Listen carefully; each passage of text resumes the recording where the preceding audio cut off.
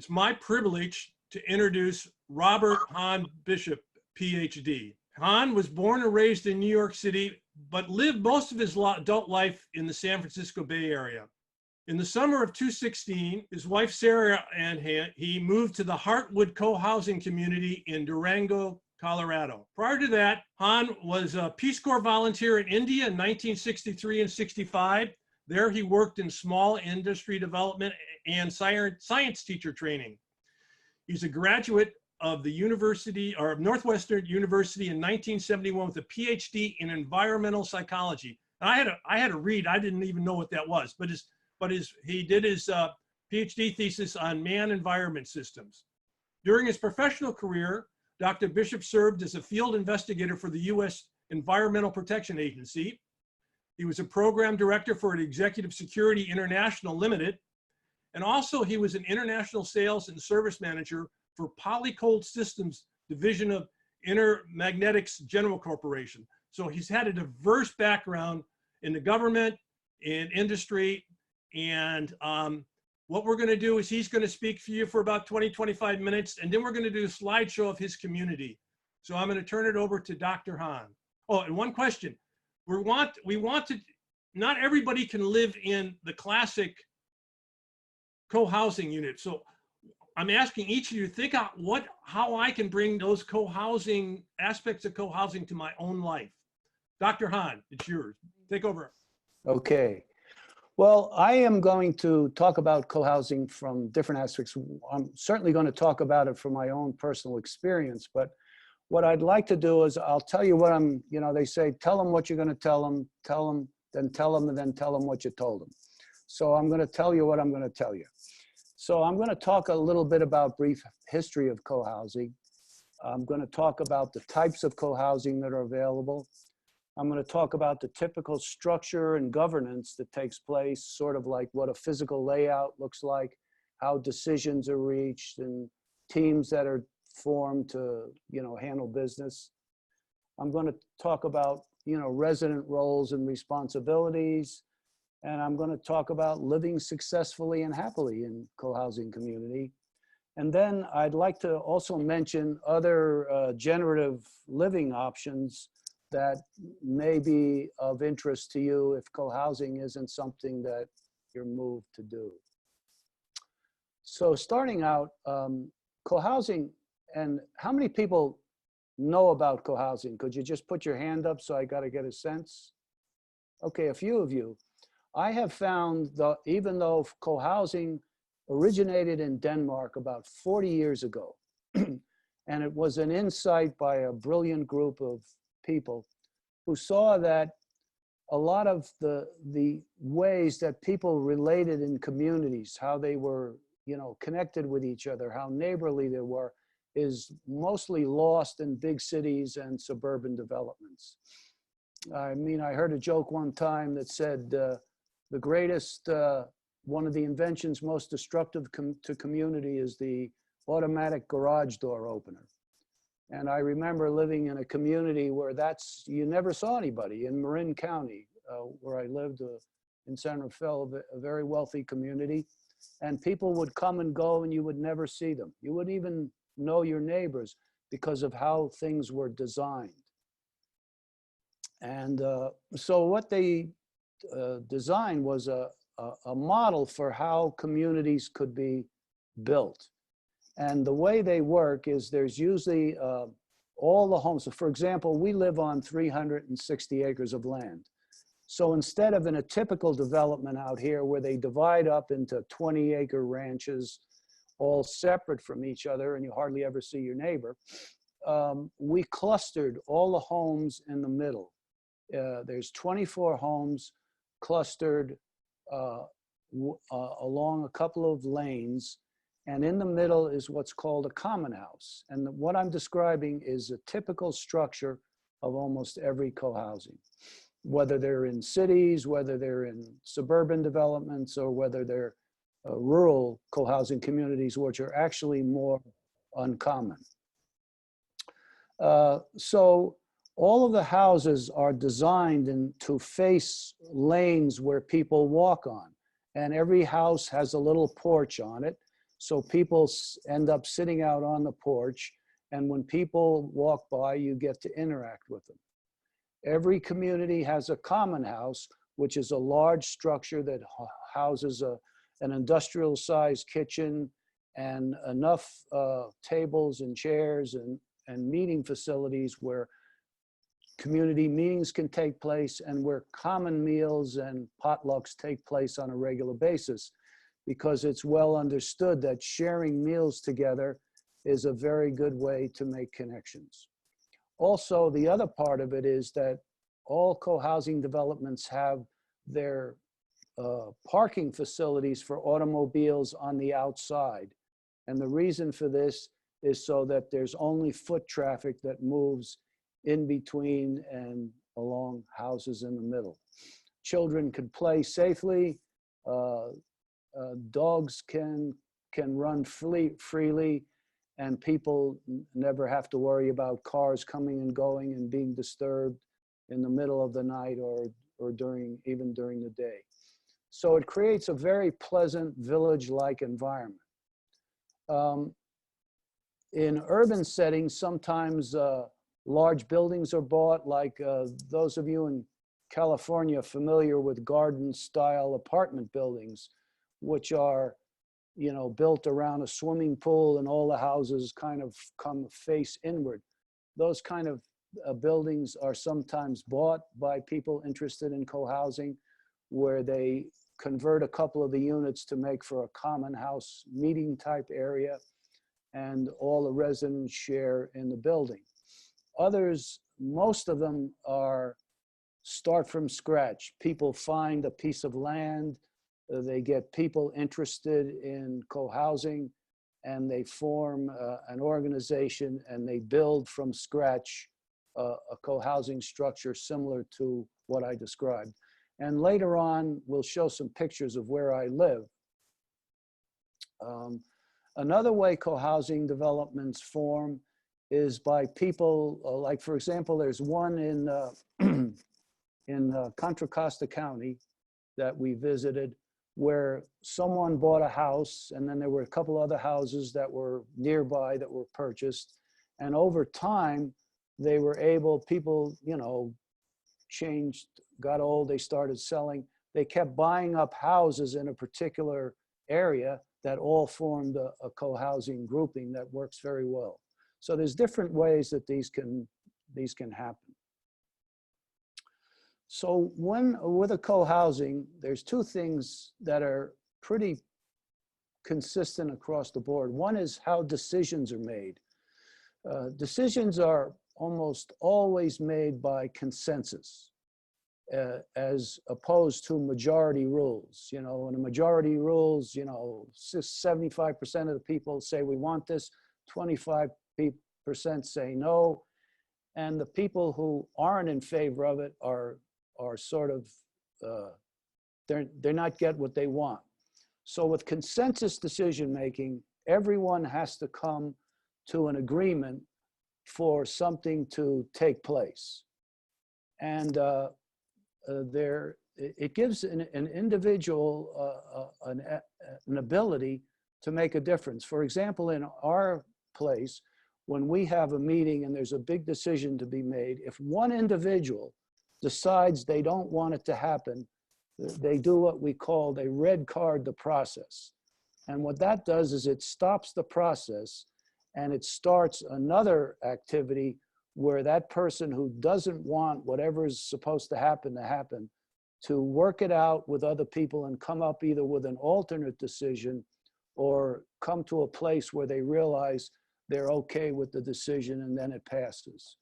So it gives individuals, one of the things about living in a co-housing community is you can actually have an impact on what occurs here, and have individual power to do so in ways that aren't very common in how people live in ordinary communities. You know, you can have a neighbor or somebody who's doing something on their property, and you can say, you know, your dog's barking late at night, and if they're pleasant, they can say to you, I'll take care of it. Or they can say, you know, it's my property, my dog lives here, I do what I want, and there's really not a whole lot that can be done about it.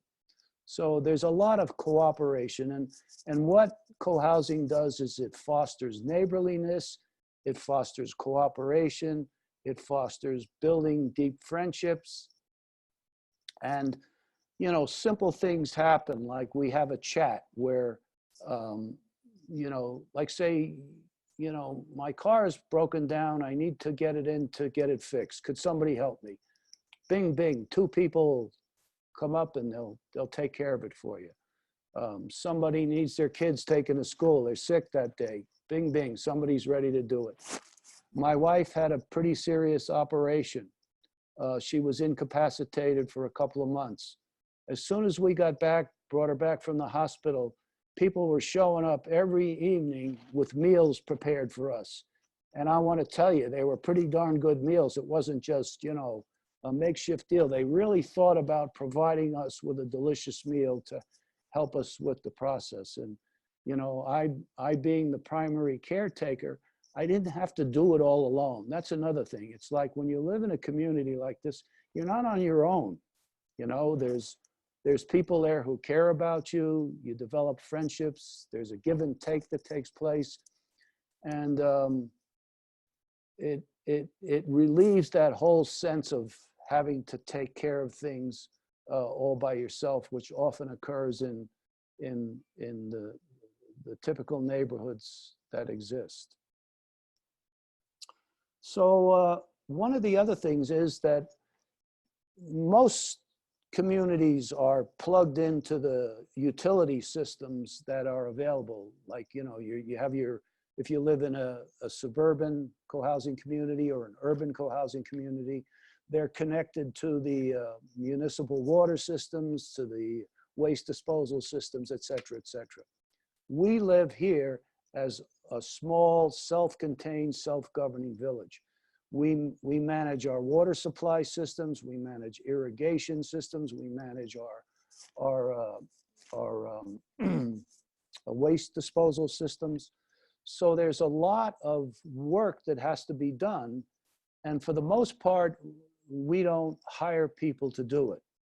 We all participate in what it takes to run this place. And we operate through functioning teams. For example, we have a land stewardship team, which I'm part of, which is responsible for taking care of all of the land, fire mitigation, the trail system that we have. We have 7.5 miles of trail systems, private trail systems throughout the property that people can hike or bike or snowshoe and cross-country ski on in the wintertime.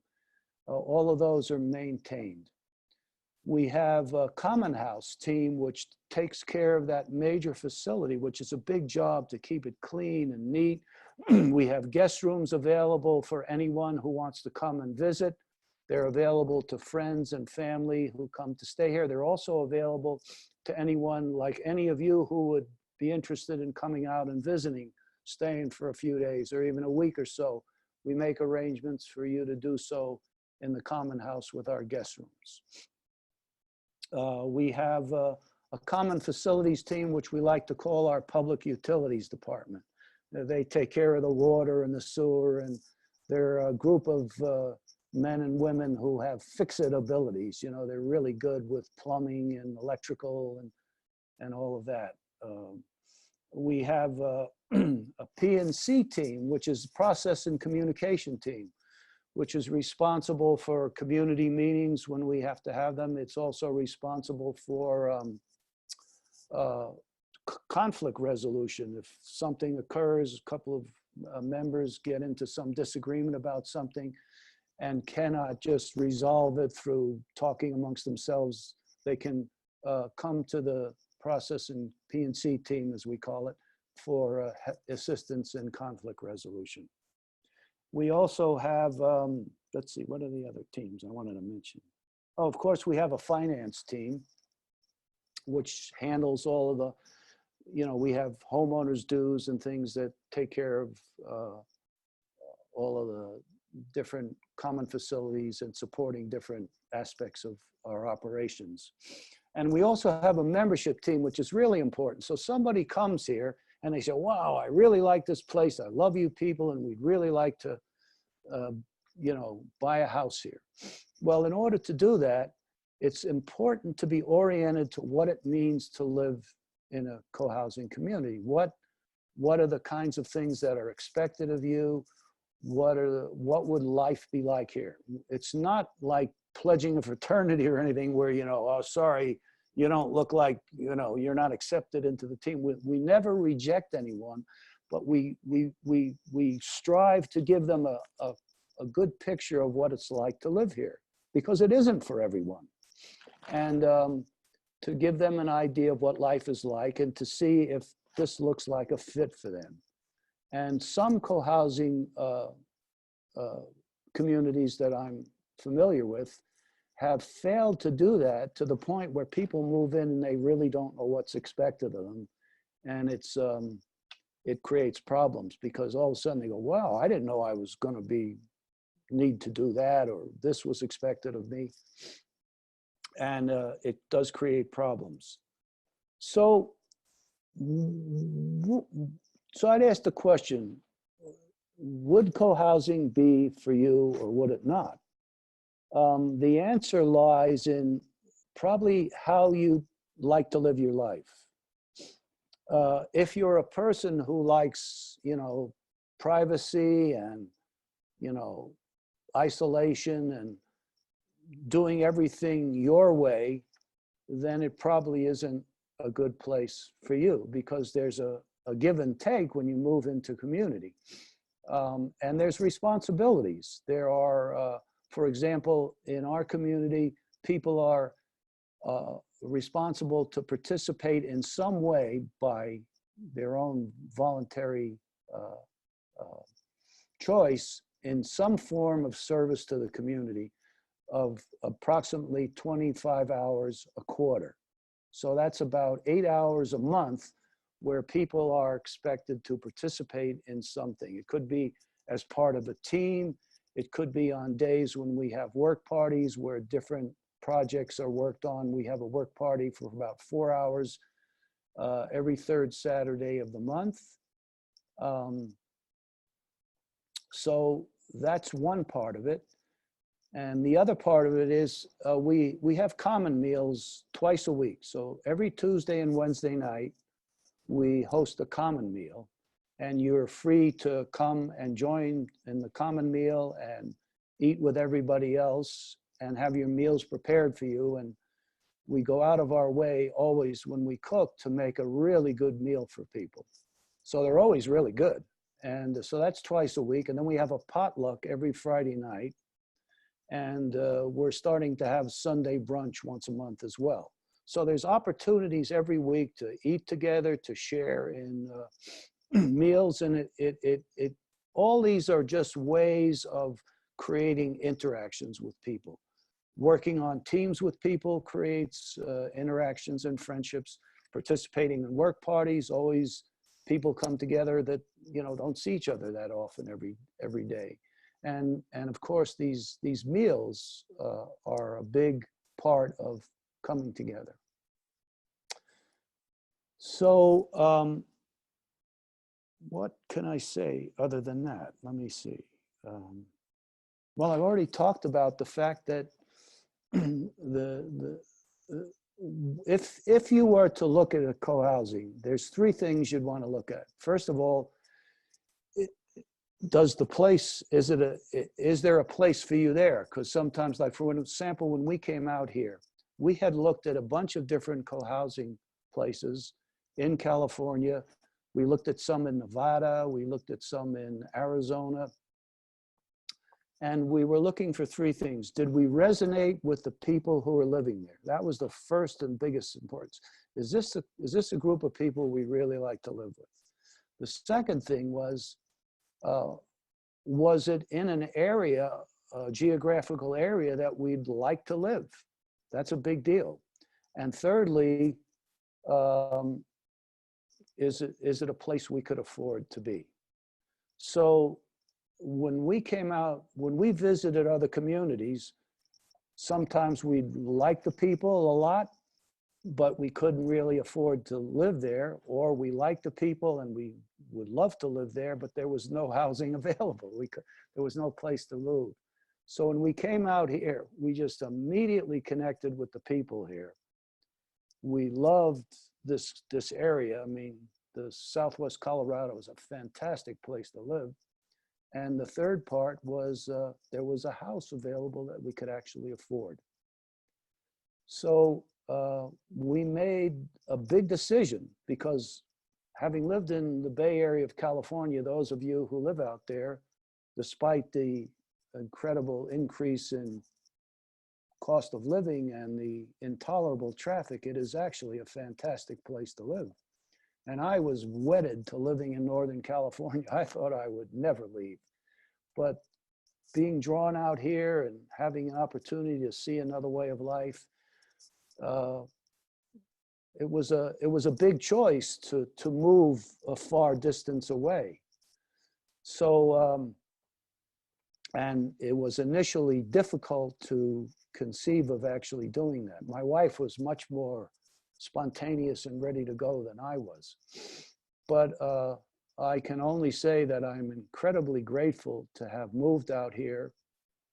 You know, I live in a community of wonderful, very conscious people, and we have a really full and fulfilling life just living in the community itself. And even though the Bay Area was as wonderful as it was, and we had a lot of friends, we still suffered living in neighborhoods like I initially described, where there was no connection between most of the people who lived there. So I had an interesting thing that I want to share. We had a men's group going here for a while, and one of the fellows, for circumstances, he had to move into Durango. And we were talking about what the difference was between his life here at Heartwood and when he moved into Durango. And he said, you know, he said, I have to be there. But he said, my life is nothing like it was here. He said, I remember how we used to live. And he said, you know, even now, he said, I've been gone from here for several years. But he said, I know that if I was in trouble or I needed help, there isn't a person at Heartwood that wouldn't hesitate to have my back. And when I heard that, I said, wow, that's true, because that's how I feel about people here. They've, in a certain way, because of the proximity and the constant connection we have and the neighborliness we share, it feels like an extended family. And there isn't one person here who, if they didn't need help, my help, or if there's anything I could do, I wouldn't hesitate to do it for them. And I know that that's the case with everybody else here. So in addition to it, I guess in terms of regenerative and sustainable living, you know, we share a lot of things. Everybody doesn't have to have their own stuff. There's, when we show the pictures, I'll talk more about the kinds of common facilities that we have that everybody can share. And the last thing was that there was the first time I came here, another woman was sitting next to me, and she said, you know, she said, when I first came here, I thought about my home just the way I thought about other homes. In other words, I had this nice little house and a nice little piece of land around it, and I thought, well, this is my home. And then as I lived here more, I realized that actually my home includes all of these other things. I own 7 miles of hiking trails. I own pasture lands where there are horses and llamas and cows and chickens and pigs. We have greenhouses where people, a team of people grows vegetables and herbs, and anyone can go in anytime and take whatever they want free of charge. We have a farm area where there's a large growing area where different people have decided they want to grow crops or commercially have livestock. So there's all kinds of opportunities that present themselves on the land. There's these places for meetings that anyone can use. And I'll probably say more about that when we show you the pictures. And then I'm open to any questions you have. I hope So, I've covered enough of it to, you ready for the pictures yet? yeah, why don't we show them? Okay, All so right. this is what the co-housing community I live in looks like. And I'll just keep saying to Jim next, because he's in control of the Are picture. you seeing it right now? I don't see it. See it yet? Okay, there we are. Okay. Ready? Okay, so this is just a sign coming into our place, entrance to Heartwood Co-housing. Go ahead, Jim. So this is the common house. This is the large structure that we have where everybody meets. And you can see outside, we have a large deck where there are tables where people can eat outside in the summer or gather there in the summer. And the next picture will show you what it looks like inside. So this is the inside. It's a large, spacious area, tables and chairs. And this is where we host our common meals on a regular basis. Next. This is what we call a hearth room. It's just a fairly large, spacious living room where small groups can gather to meet or to socialize or whatever. And of course, we live in a Four Seasons area, so we have a beautiful fireplace, which we, get going in the wintertime when it's cold. Go ahead. This is the village green, which is right in the center of the complex. The houses sort of go out on spines from here. And this play structure was built initially, and I have never seen a kid come here that doesn't immediately go running over and want to play on that structure. It has all kinds of things to climb on and jump around, and you can't see all of what it has on it.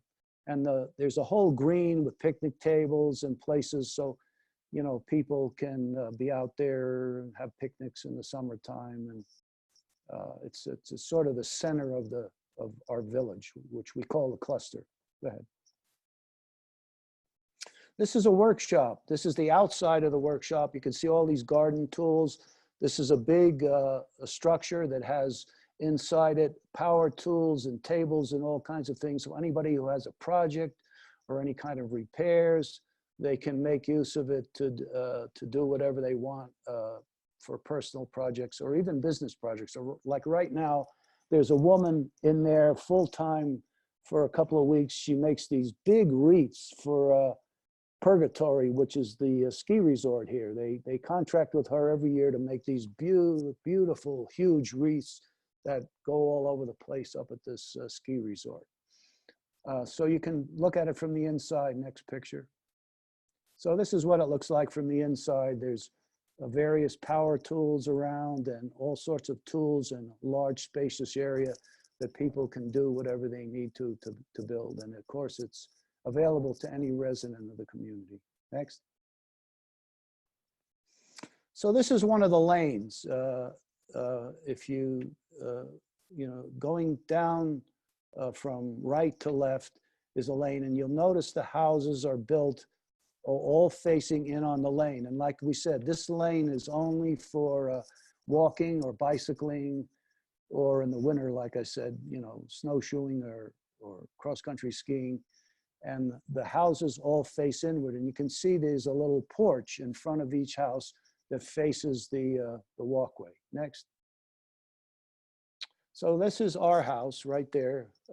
You can see it. This particular, there's houses of all kinds here. Some of them are fairly large, freestanding homes. Others are duplexes like this.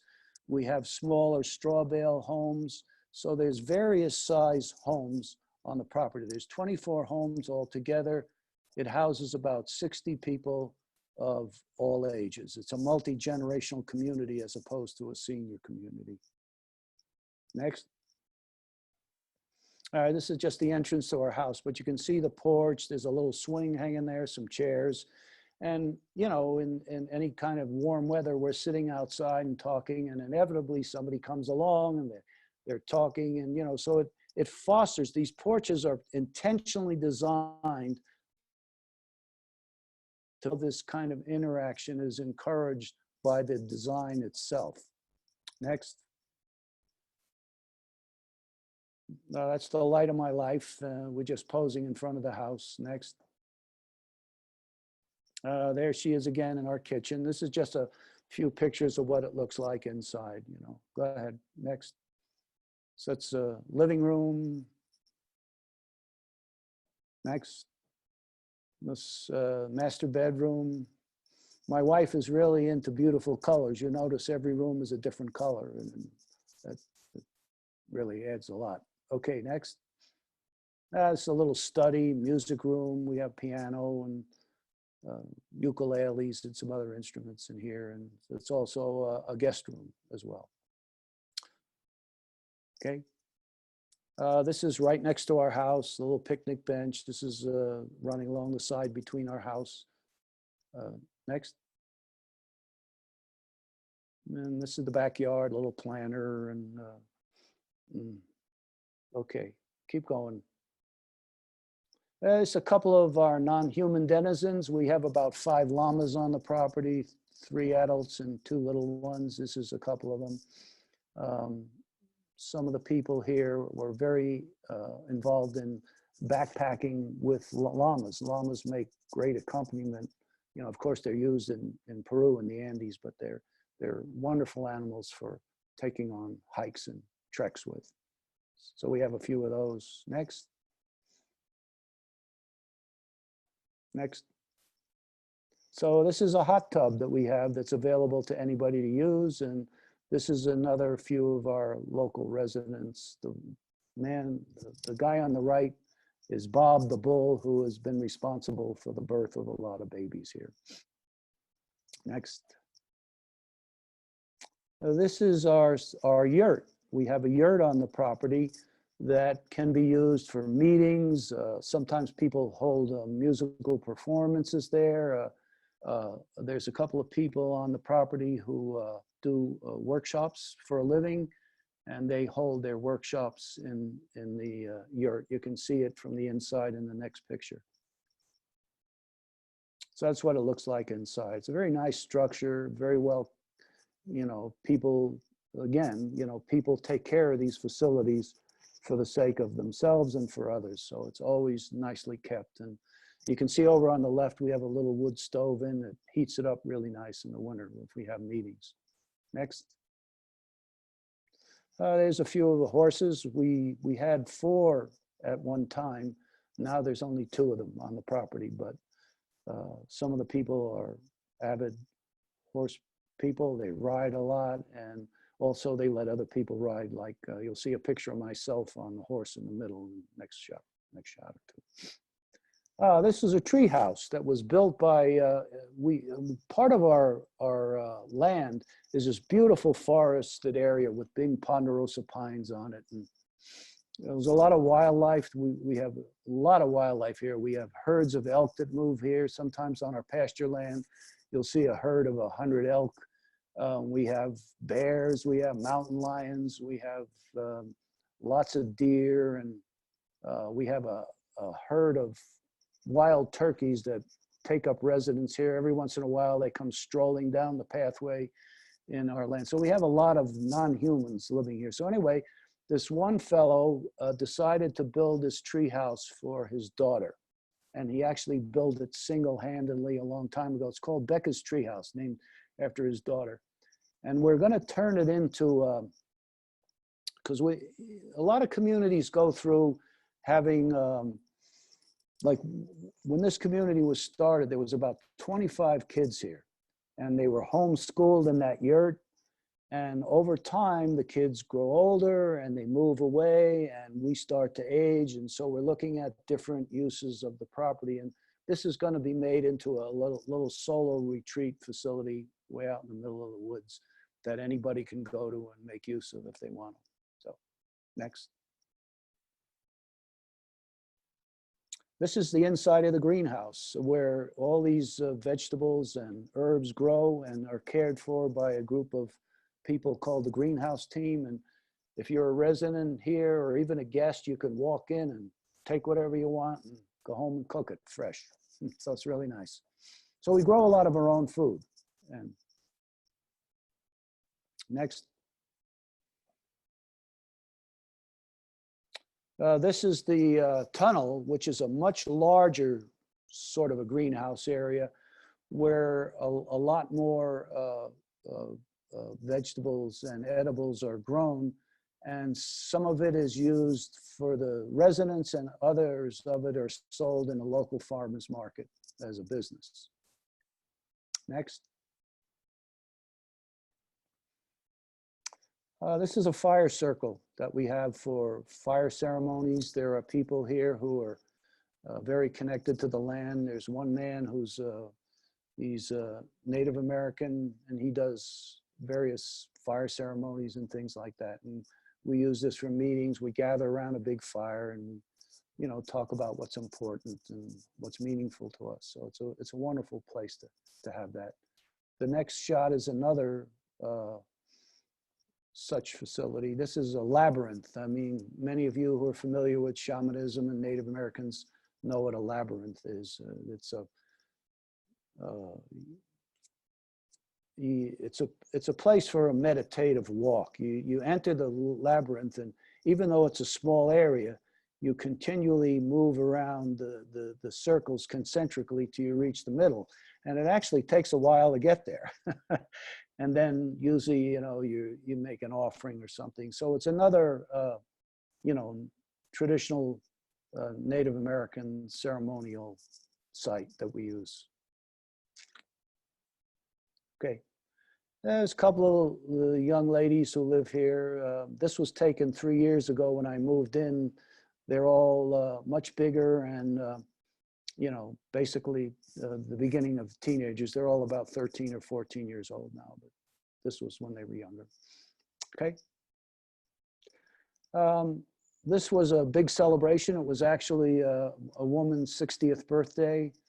And we all created this great meal outside. And when we have a meal, we always open with, you know, we hold hands and we give gratitude for the food we're about to eat, and someone always offers a blessing. So we do that whenever we have a meal together. So this is just more pictures of that. The woman in the middle with the Levi's and the white blouse on, she's the one who it's her 60th birthday. And that was 2 years ago. Okay. Okay, next.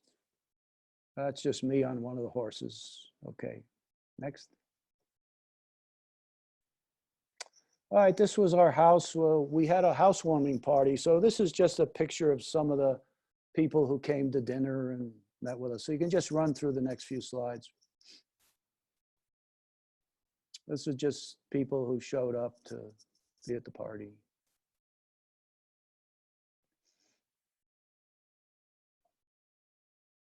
And that was our beloved cat who passed away about a month ago. Still grieving her. Okay, so those are the pictures.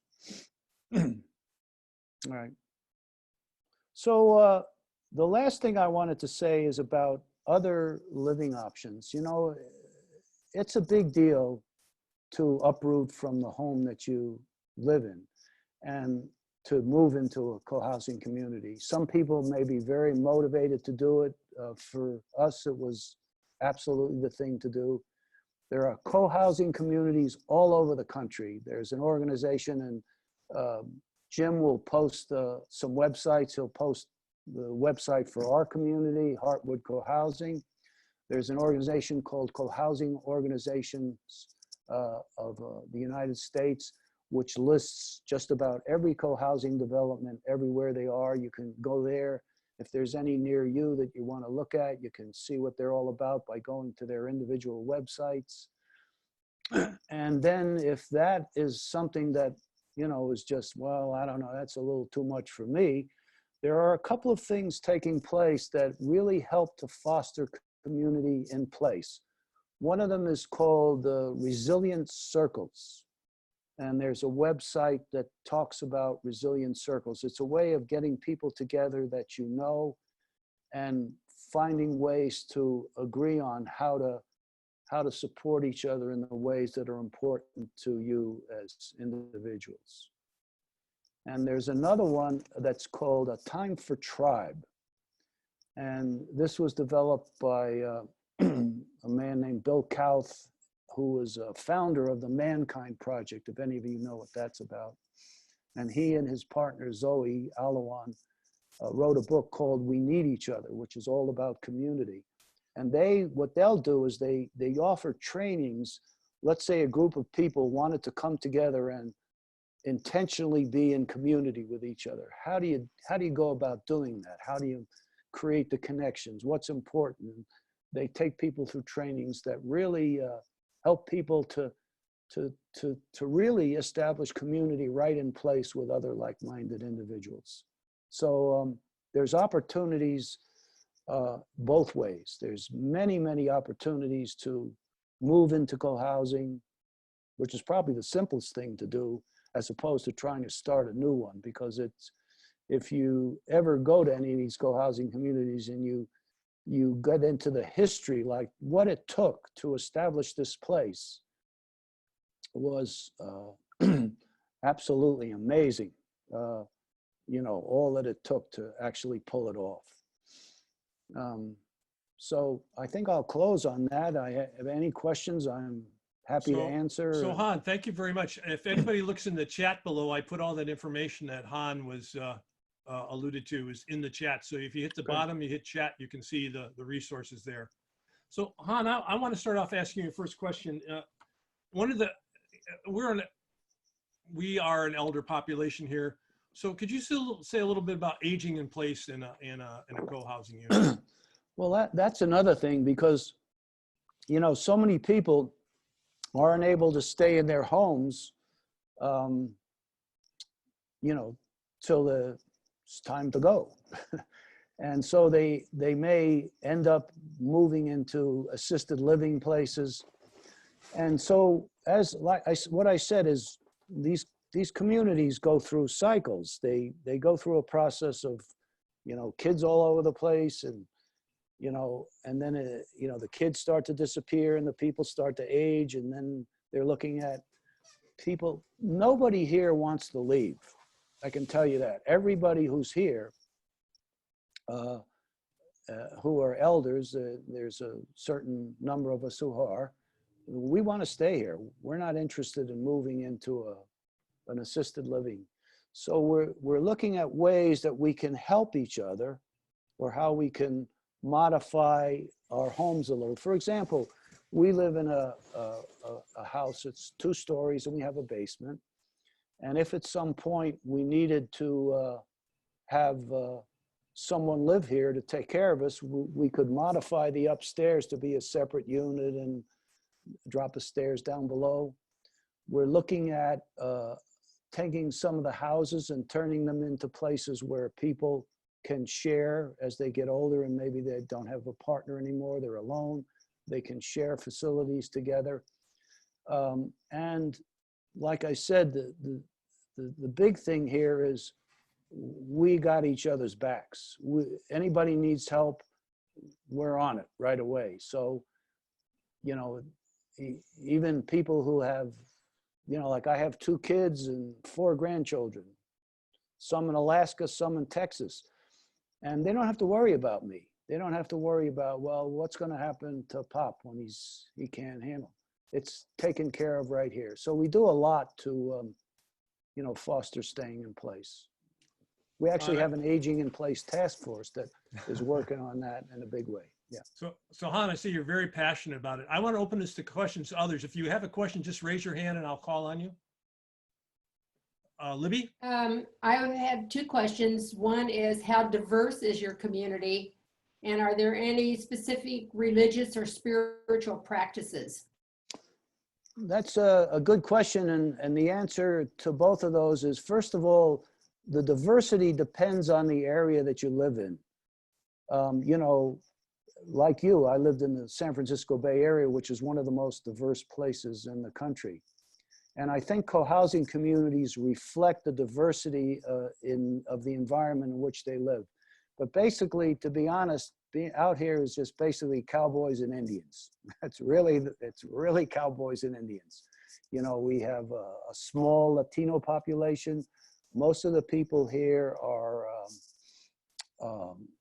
you know, ranchers who've been here a long time, and a large population of indigenous people. We have, basically, we're surrounded by about 4 reservations. We have Southern Utes, we have Apache, we have Hopi, we have Navajo.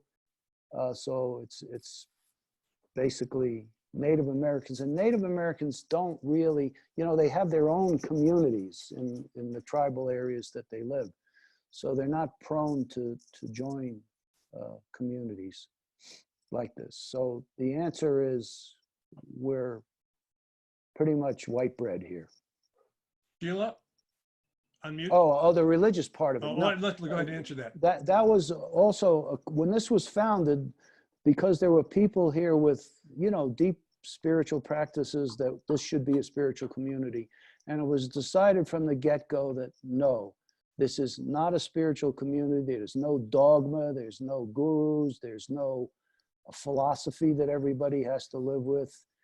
And but all the same, there's many people here who are deeply spiritual and share their insights and beliefs with others. So it's pretty cool. Thanks, Han. Sheila? This isn't so much about your community, but the work sounds overwhelming to me. So are there more urban co-housing places that you've discovered or that you know about? Oh yes, there are many. You know, right in the heart of cities, there are co-housings that are built into, you know, multi-story buildings. There are lots of co-housing in suburban areas. And I think if you look at the co-housing association website, wherever you live, you'd be surprised that there'll be co-housing places right near you that you can go check out in person. Thank you. So I think we have somebody in a co-housing unit in Berkeley. You want to say something? Yeah. Go ahead and tell us about your place.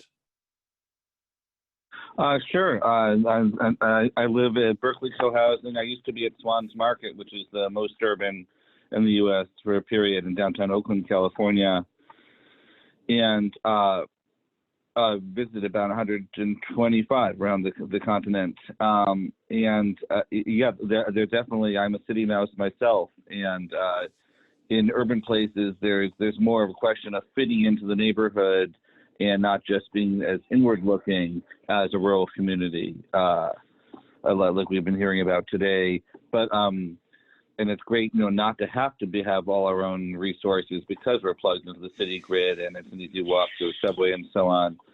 But it can be a challenge if you, there's some communities I've been to that use existing buildings, and so they're on different floors, or, you know, what they call double loaded corridors where you're just going down a long walk, and it takes more work if you don't have the physical structure that supports bumping into each other and having quality time together.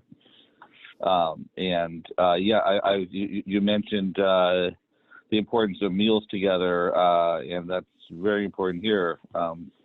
Dr. Bishop was saying, we do in our community 3 meals a week together with up to 90% participation for a quarter century now, and it's just such a core part of our community. Even during construction, we've been able to keep things going. We're doing a big seismic project in our common house right now. But yeah, like your community, we've had low turnover. Nobody wants to leave. I don't know if you, I didn't hear if you said something about your expansion, but it's exciting that you're now adding more room to the community, and so people can come in and you can grow that way. Yeah, that's right. We're adding what we call phase 2. We're actually establishing home sites for 14 more homes here. Yeah. Is there an opportunity for people to rent rather than own any place? Yes. Either of you know? Oh yeah, there's usually rental opportunities, sometimes short term and sometimes long term. We have, yeah, and most communities have those kinds of opportunities. Yeah.